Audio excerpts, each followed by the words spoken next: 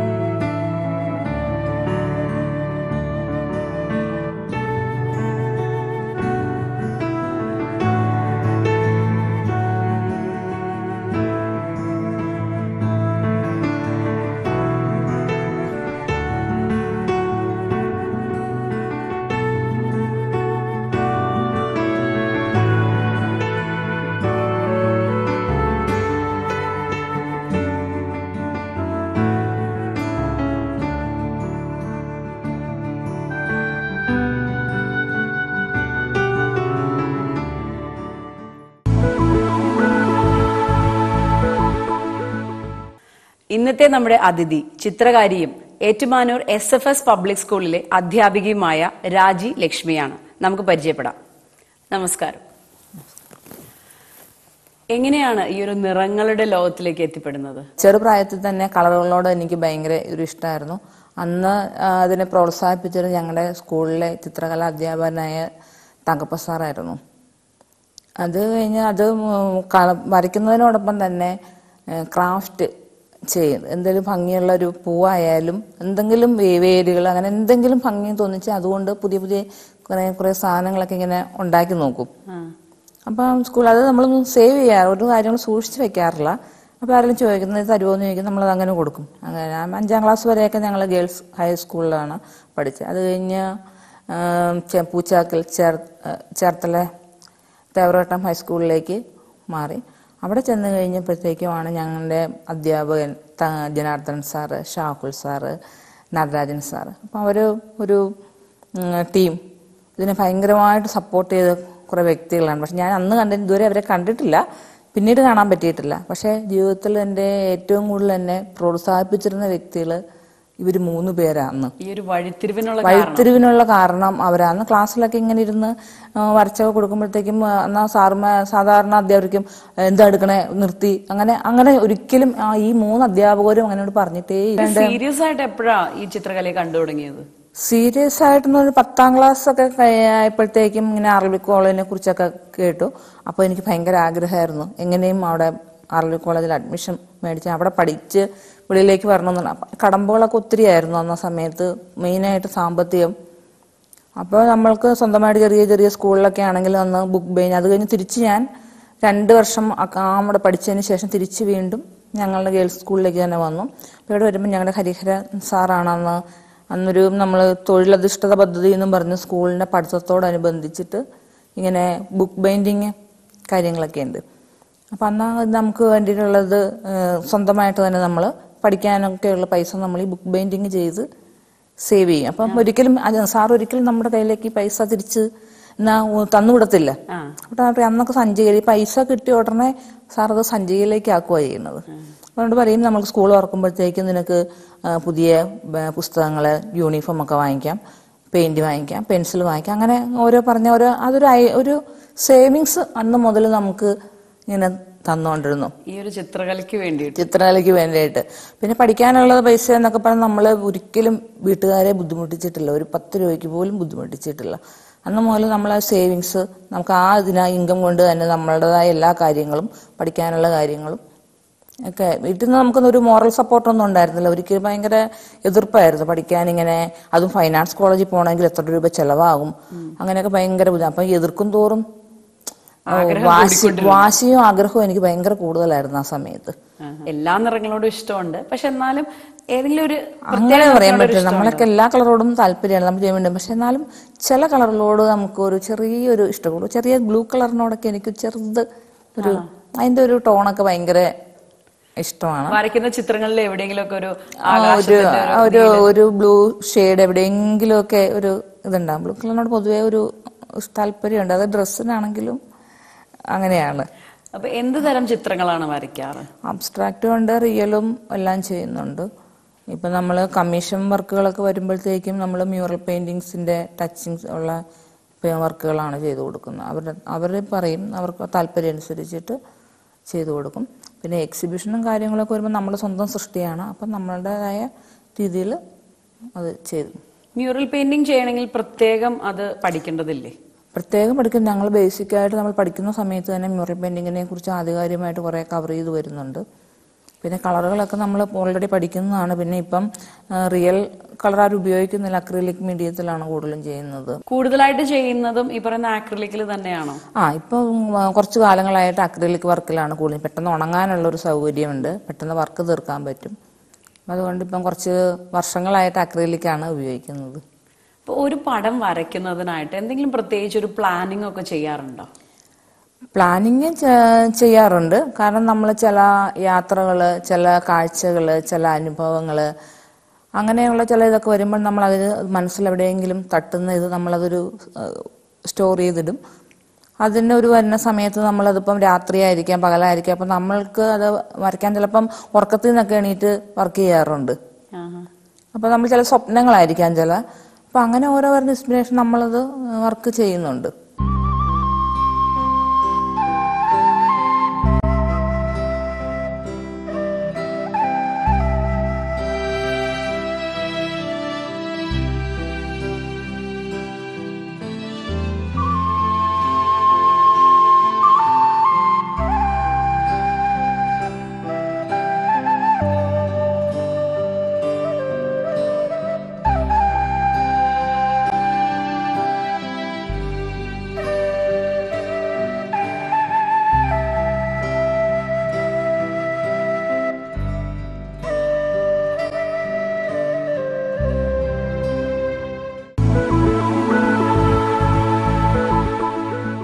എങ്ങനെയാണ് എക്സിബിഷൻസ് ചെയ്യാറുണ്ടോ? കൂടുതലായിട്ടും വരച്ച ചിത്രങ്ങൾ മറ്റുള്ളവരിലേക്ക് എക്സിബിഷൻ നമ്മൾ ഒരു വർഷം കഴിഞ്ഞ ഒരു 6 മുതൽ ഒരു 10 ഷോ വരെ, ഗ്രൂപ്പ് ഷോ നമ്മളൊരു വർഷം കൂട്ടുകാരൊക്കെ ആയിട്ട് കൂടി ചെയ്യാറുണ്ട്.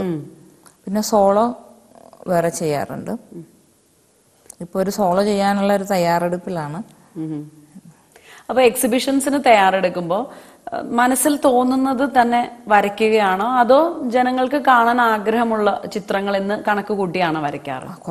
കുറേ സമകാലീനമായിട്ടുള്ളത് കാര്യങ്ങളുണ്ടാവും, കുറച്ച് പ്രകൃതി ഇതിനെ കുറിച്ചിട്ടുണ്ടാവും, മൃഗങ്ങളെ കുറിച്ചിട്ടുണ്ടാവും, കുട്ടികളെ കുറിച്ചിട്ടുള്ളത്. അപ്പോൾ ഓരോ കാലഘട്ടത്തിൽ നമ്മൾക്ക് വരുന്ന ഓരോ ഫീലിങ്സ് ആണ് ഓരോ പെയിന്റിങ്സ്. ഇപ്പൊ സോളോ എക്സിബിഷൻ ആയാലും ഗ്രൂപ്പ് എക്സിബിഷൻ ആയാലും നമ്മുടെ ചിത്രങ്ങൾ തന്നെയാണ് പ്രദർശിപ്പിക്കുന്നത്. പക്ഷെ അതിൽ ഒരു സാറ്റിസ്ഫാക്ഷന്റെ ലെവല് വ്യത്യാസമുണ്ട് അല്ലേ? ഓരോ ഇത് വരുമ്പോഴത്തേക്കും നമ്മളുടെ ആത്മസംതൃപ്തി എന്ന് പറഞ്ഞാൽ നമ്മൾ ഇത് കാണുമ്പോൾ 10 പേര് കാണുമ്പോൾ അത് നല്ലതെന്ന് പറയുമ്പോൾ കേൾക്കുമ്പോൾ ഒരു സന്തോഷം. ഒരു ചിത്രം വരച്ചു കഴിഞ്ഞാൽ അതിനൊരു പേര് കൊടുക്കുന്ന അങ്ങനെ ചെയ്യാറുണ്ടോ? എല്ലാ ചിത്രങ്ങൾക്കും ഇല്ല. ചില ചിത്രങ്ങൾക്ക് നമ്മൾ പേര് കൊടുക്കാറുണ്ട്. അങ്ങനെ മനസ്സിൽ സൂക്ഷിച്ചിരിക്കുന്ന ഒരു ചിത്രം ഏതാണ്? നേരത്തെ എന്ന് പറഞ്ഞാൽ ഇര എന്നും പറഞ്ഞിട്ടൊരു പെയിന്റിങ്സ് ഞാൻ ചെയ്തായിരുന്നു പഠിക്കുന്ന സമയത്ത്. അത് ഭയങ്കര എനിക്ക് 2 പല്ലികളാണിരുന്നു ചിത്രത്തിൽ. 2 പല്ലി അപ്പുറത്തും ഇപ്പുറത്തും നിൽക്കുന്നു. പക്ഷെ ആ കാഴ്ചകൾക്ക് അവരുടെ വ്യൂ എപ്പോഴും ചെല്ലുന്നത് ഭക്ഷണത്തിലേക്കാണ്. അപ്പോൾ ഒരു ഈച്ച നിൽക്കുന്ന ഈച്ചയിലേക്കാണ് അവരുടെ ആ ശ്രദ്ധയില്ല. അവിടെ റൊമാൻസ് ഒന്നുമില്ല, ഭക്ഷണത്തിന് മുമ്പിൽ റൊമാൻസ് ഒന്നുമില്ല. അപ്പോൾ അവർ ശരിക്കും ശ്രദ്ധിക്കുന്നത് 2 ഈച്ചയിലേക്കാണ്. ആദ്യം കഴിക്കും എന്നുള്ളതാണ് അവിടെ പ്രശ്നം. അങ്ങനെ ഒരു ഇര എന്നും പറഞ്ഞിട്ട് ഞാൻ ഒരു പെയിന്റിങ്സ്, അത് ഓയിൽ പേസ്റ്റിൽ വെച്ചിട്ട് ഒരു ചെറിയ കുഞ്ഞു ഒരു 2 ചെറിയൊരു പെയിന്റിങ്സ്. എക്സിബിഷൻസ് ഒരുപാട് ചെയ്യാറുണ്ടെന്ന് പറഞ്ഞു, ഗ്രൂപ്പ് ആയാലും സോളോ ആയാലും. എന്തെങ്കിലും ഓർത്തിരിക്കാൻ പറ്റുന്ന അനുഭവങ്ങൾ ഈ എക്സിബിഷൻ? ഓരോ എക്സിബിഷന് ഓരോ അനുഭവങ്ങളാണ് ശരിക്കും പറഞ്ഞ. അതായത് പുതിയ വർക്കുകളുടെ സ്ട്രക്ചറുകൾ, പുതിയ മീഡിയം, പുതിയ ആൾക്കാര്, പുതിയ സാഹചര്യങ്ങൾ, അങ്ങനെ ഓരോ നമുക്ക് ഓരോ നമ്മൾ അപ്ഡേറ്റ് ചെയ്യുകയാണ് ചെയ്യുന്നത് ഓരോ എക്സിബിഷൻ അങ്ങനെ വരുമ്പോൾ. നമ്മൾ പല പല ഇതിലേക്ക് കടന്നു വരുവാണ്. പിന്നെ നമ്മൾ സ്വയം കുറേ മാറി മാറി അങ്ങ് വരും. അപ്പൊ ഏത് ജോലി ആയാലും നമ്മൾ നമ്മുടെ ജോലിയെ കുറച്ചുകൂടെ ഇമ്പ്രൂവ് ചെയ്യാനായിട്ട് കുറെ എക്സ്പെരിമെന്റ്സ് ഒക്കെ ചെയ്യാറുണ്ട്. നമ്മളെ എപ്പോഴും ഇപ്പം അത് ഒരു നിലനിൽപ്പിന്റെ ഭാഗവും കൂടിയാണ്. ഇപ്പൊ ഏത് ജോലിയായാലും ആ ജോലിയിൽ ഞാൻ എക്സ്പെർട്ട് ആയിരിക്കണം എന്ന് നമ്മൾ പ്രൂവ് ചെയ്തേ പറ്റുള്ളൂ. അതിപ്പോ ടീച്ചിങ്ങിലായാലും പെയിന്റിങ്ങിലായാലും അതൊരു നിലനിൽപ്പിന്റെ ഭാഗമാണ്. എക്സിബിഷൻസ് അല്ലാതെ ക്യാമ്പുകളിലൊക്കെ പങ്കെടുക്കാറുണ്ടോ? ക്യാമ്പുകൾ ഒരു 30ഓളം ക്യാമ്പുകൾ അറ്റൻഡ് ചെയ്തിട്ടുണ്ട്. ഇപ്പം നാഷണൽ ക്യാമ്പ്, അക്കാദമിയുടെ നാഷണൽ ക്യാമ്പുണ്ട്, സ്റ്റേറ്റ് ക്യാമ്പ്, പിന്നെ പ്രൈവറ്റ് ഫാക്കൽറ്റിയുടെ ക്യാമ്പുകൾക്ക് വിളിക്കാറുണ്ട്, അതിനൊക്കെ പങ്കെടുക്കാറുണ്ട്. പിന്നെ കുട്ടികൾക്ക് വേണ്ടി കളരി, അതിൽ ക്ലാസ് എടുക്കാൻ പോകാറുണ്ട്. ഇപ്പൊ സ്ത്രീ എന്നുള്ള രീതിയിൽ അമ്മയാണ്, നമുക്ക് ഒരുപാട് ജോലികളുണ്ട്. ഏത് സമയത്താണ് കൂടുതൽ വരയ്ക്കാനായിട്ട് തിരഞ്ഞെടുക്കുക? വരയ്ക്കാനായിട്ട് ഇപ്പോൾ പകൽ സമയം നമുക്ക് വളരെ കുറച്ച് ദിവസങ്ങളിലൊക്കെ വരുന്നുള്ളൂ. രാത്രി സമയങ്ങളാണ് കൂടുതലും വരയ്ക്കാനിരിക്കുന്നത്. ഒരു 7:30 മുതൽ 12:30, 1 മണി, 2 മണി അങ്ങനെ നീണ്ടുപോകുക. നമ്മുടെ ഒരു മാനസികാവസ്ഥ കറക്റ്റ് ആകുന്നവർ ചിലപ്പോൾ ഇരുന്ന് വർക്ക് ചെയ്യും. ഏകദേശം ഒരു എത്ര സമയം എടുക്കും ഒരു ചിത്രം വരച്ച് തീരാനായിട്ട്? അത് നമ്മളുടെ മാനസികാവസ്ഥ അനുസരിച്ചിരിക്കും. നല്ല മൂഡൊക്കെ ആണെങ്കിൽ നമ്മൾ കണ്ടിന്യൂസ് ആയിട്ടിരുന്ന് വർക്ക് ചെയ്യും. ചിലപ്പോൾ അതൊരു 2 ദിവസം കൊണ്ട് തീരുന്ന വർക്കുകളുണ്ട്, ഒരാഴ്ച കൊണ്ട് തീരുന്നതുണ്ട്, ചിലപ്പോൾ 3-4 മാസം കൊണ്ട് തീർക്കുന്ന വർക്കുകളും ഉണ്ട്. അപ്പം നമ്മളുടെ ഓരോ ദിവസത്തെ മാനസികാവസ്ഥയാണ് ഓരോ പെയിന്റിങ്സും ഇതായിട്ട് പൂർത്തിയാവുന്ന സമയം. പിന്നെ വാട്ടർ കളർ ഒക്കെ ആണെന്നുണ്ടെങ്കിൽ നമ്മൾ പെട്ടെന്ന് അതിന് വച്ചുകൊണ്ടിരിക്കാൻ പറ്റില്ല. അതുകൊണ്ട് നമ്മൾ ചിലപ്പം 10 മിനിറ്റ് കൊണ്ട് തീർക്കും, ചിലപ്പം 15 മിനിറ്റ് ആയിരിക്കും, ചിലപ്പോൾ അരമണിക്കൂർ, ചിലപ്പോൾ 2 മണിക്കൂർ കൊണ്ട് തീർക്കും. അങ്ങനെ ചെയ്തു പോകും. വരച്ച ചിത്രങ്ങൾ വിറ്റ് പോവുക എന്നുള്ളത് വലിയൊരു ഘടകമാണ്. അപ്പൊ അതിനായിട്ട് എന്താ ചെയ്യാറുള്ളത്? അതിനായിട്ട് നമുക്ക് വലിയ പ്രശ്നങ്ങളൊന്നും വന്നിട്ടില്ല. കാരണം ഞാൻ ആദ്യം അക്കാദമി സ്കോളർഷിപ്പിലോടുകൂടി, അക്കാദമിയുടെ ഗ്രാൻഡോടുകൂടി എക്സിബിഷൻ കിട്ടി. അതൊരു 99-ലാണ്.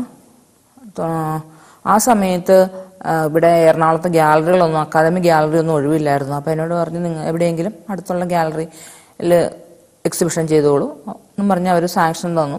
അപ്പം നോക്കിക്കഴിഞ്ഞാൽ വൈക്കത്ത് അഷ്ടമിയൊക്കെ ആയിരുന്നു.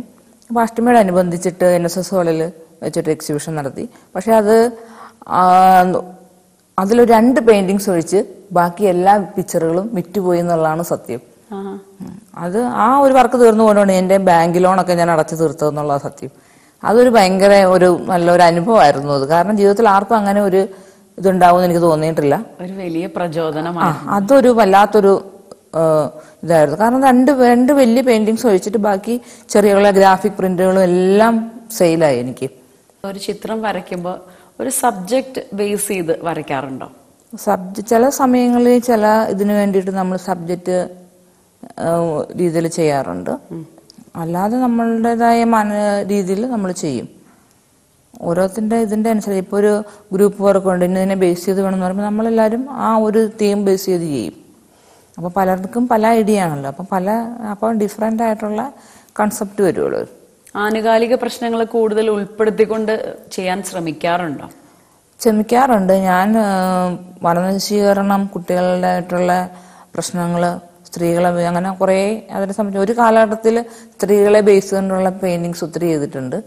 പിന്നീട് പ്രകൃതിയുമായിട്ട് മൃഗങ്ങളുമൊക്കെ ആയിട്ടുള്ള ഒരവസ്ഥയൊക്കെ ചെന്നുകൊണ്ട് പെയിന്റിങ്സ് ചെയ്തിട്ടുണ്ട്. ഇപ്പം ഈ വനനശീകരണത്തിന്റെ ഭൂമിയിലെ വേരുകൾക്കിടയിലേക്ക് അവസാനം മനുഷ്യൻ ആഴ്ന്നിറങ്ങിപ്പോകുന്ന ഒരു പെയിന്റിങ്സ് ചെയ്തിട്ടുണ്ട്. അത് നമ്മളുടെ അവസാനം അഭയം തേടാനൊന്നുമില്ല. മുകളിൽ വല്ലതും ഉണ്ടെങ്കിൽ വെള്ളം, അവസാനം വേരുകൾക്കിടയിലാണ് നമ്മൾ മനുഷ്യർ അഭയം തേടുന്നത്. അങ്ങനെ ഒരു പെയിന്റിങ് ചെയ്തിട്ടുണ്ട്. പഴയ കാലത്തെ അപേക്ഷിച്ച് ഇപ്പോഴത്തെ പെയിന്റിങ്ങിന് ഒരുപാട് വ്യത്യാസങ്ങൾ വന്നിട്ടുണ്ട്. ആ ഒരു മാറ്റങ്ങൾ എങ്ങനെ നോക്കി കാണുന്നു? കാലങ്ങൾക്കനുസരിച്ച് മാറ്റങ്ങൾ അനിവാര്യമാണ്. അപ്പം നമ്മൾ മാറിക്കൊണ്ടേയിരിക്കണം. കാരണം പഴയ തന്നെ ഒരു ചട്ടക്കൂടിനകത്ത് നിൽക്കാൻ പറ്റില്ലല്ലോ. അപ്പം മാറ്റങ്ങൾ എപ്പോഴും അനിവാര്യമാണ്, മാറിക്കൊണ്ടേയിരിക്കണം. ഇംപ്രൂവ് ചെയ്യാനായിട്ട്, ഇപ്പോൾ പെയിന്റിങ് ഇംപ്രൂവ് ചെയ്യാനായിട്ട് എന്തൊക്കെ ചെയ്യാറുണ്ട്? സ്ട്രക്ചറുകളൊക്കെ നമ്മൾ മാറി ഒക്കെ ഇട്ട് നോക്കും. പിന്നെ ഓരോ രീതിയിൽ വരുമ്പോൾ ഓരോ രീതിയിൽ നമ്മൾ മാറ്റി മാറ്റി ചെയ്യും. പിന്നെ ഓരോരുത്തർക്കും ബേസിക്കായിട്ട് ഓരോ സ്ട്രക്ചർ നമ്മൾ ചെയ്യുന്നുണ്ട്. പിന്നെ അതിൽ അങ്ങോട്ടും ഇങ്ങോട്ടും ഒക്കെ വേരിയേഷൻ വരും ഓരോ കാര്യങ്ങൾ ചെയ്യുമ്പോൾ. ഏതെങ്കിലും ചിത്രം ചെയ്തിട്ട് പിന്നെ അത് മാറ്റി വരയ്ക്കേണ്ടതായിട്ട് വരാറുണ്ടോ? ഒരു പെയിന്റിങ്സ് ചെയ്ത് അവസാനം അതിൽ ചെയ്ത് വെച്ചിട്ട് എനിക്ക് ഇഷ്ടപ്പെട്ടില്ല, മൊത്തം അടിച്ചിട്ടിടാതെ ചെയ്തിട്ടുണ്ട്. മുഴുവനായിട്ട് മാറ്റി വരച്ചു? മുഴുവനായിട്ട് മാറ്റി. നമ്മൾ ചെയ്ത് പകുതിയൊക്കെ ആകുമ്പോൾ നമുക്ക് തോന്നിയോ ഇത് നമ്മൾ ആ ഒരു, അതായത് നമ്മൾ വരയ്ക്കുന്ന മൂഡ് അനുസരിച്ച് നമ്മൾ ആ ഒരു ഉദ്ദേശിച്ച ഒരു കൺസെപ്റ്റ് വന്നില്ല എന്നൊരു ഫീലിംഗ് വന്ന പെയിന്റിങ്സ് നമ്മൾ ഫുള്ള് വീണ്ടും അടിച്ചിട്ടുണ്ടാകാതെ സെറ്റ് ചെയ്തിട്ടുണ്ട്.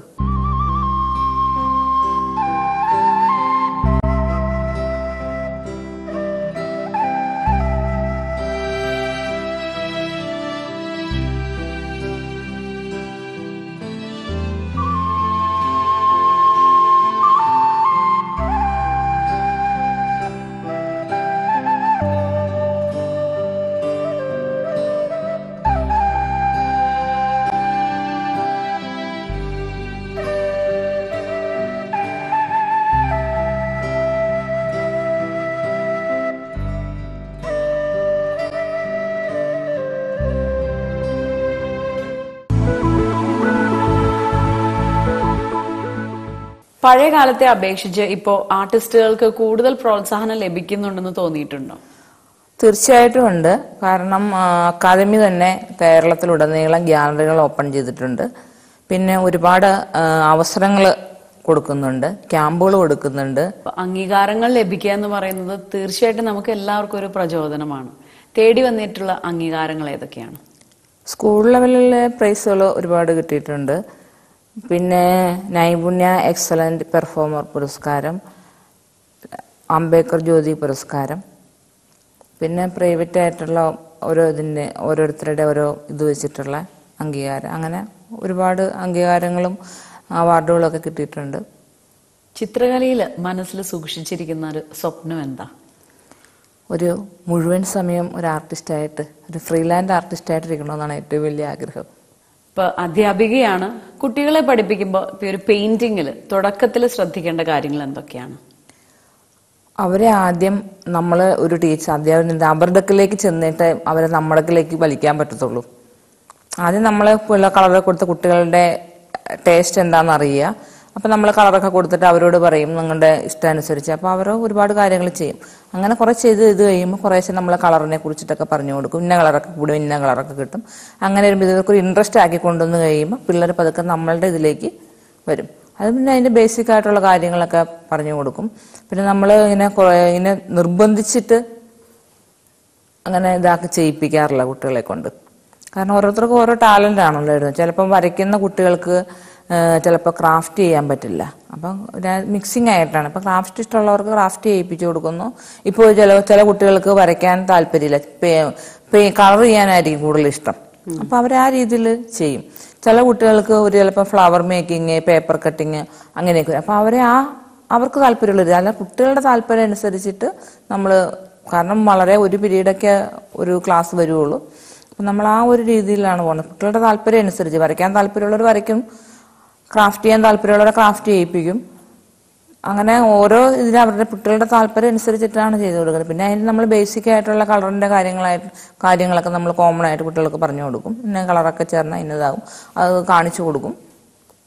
പിന്നെ അവരോട് ചെയ്തു നോക്കാൻ പറയും. അപ്പം ഒരു മാസമൊക്കെ കൊണ്ട് അവർ ഏകദേശം നമുക്ക് ഇന്ന കളറൊക്കെ കൂടിക്കഴിഞ്ഞാൽ നമ്മൾ കാണിക്കുമ്പോൾ തന്നെ പറയും അത് എന്ത് കളറാണ്, മിക്സ് ചെയ്യാൻ പറ്റും, എന്ത് കളർ കിട്ടും എന്നുള്ളത് അവർ ഐഡന്റിഫൈ ചെയ്യും. എക്സിബിഷൻസ് ഒക്കെ കാണാൻ പോകാറുണ്ടോ? ഉണ്ട്. ആഴ്ചയിൽ ഒരു പ്രാവശ്യം എല്ലായിടത്തും ഒക്കെ ഒന്ന് ഗ്യാലറികളിലൊക്കെ കറങ്ങും.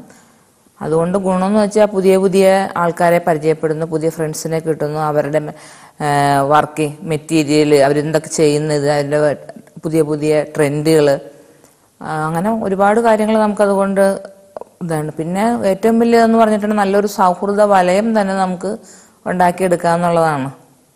ഒരു ചിത്രം പൂർത്തിയായി കഴിയുമ്പോൾ ഏറ്റവും കൂടുതൽ ക്രിട്ടിസൈസ് ചെയ്യുന്നത് ആരാ? എൻ്റെ മോളാണ് ഏറ്റവും കൂടുതൽ ക്രിട്ടിസൈസ് ചെയ്യുന്നത്. അതിൻ്റെ പോരായ്മകളും കാര്യങ്ങളും ഒക്കെ, ചെറിയ കുട്ടിയാണെങ്കിലും അതിനെക്കുറിച്ചൊക്കെ അഭിപ്രായം പറയാറുണ്ട്. അപ്പൊ ഇനി ടീച്ചർക്ക് ഒരുപാട് ഉയരങ്ങളിലേക്ക് എത്താൻ സാധിക്കട്ടെ, ഒരുപാട് എക്സിബിഷൻസും നടത്താൻ സാധിക്കട്ടെ എന്ന് ആശംസിക്കുന്നു. നന്ദി.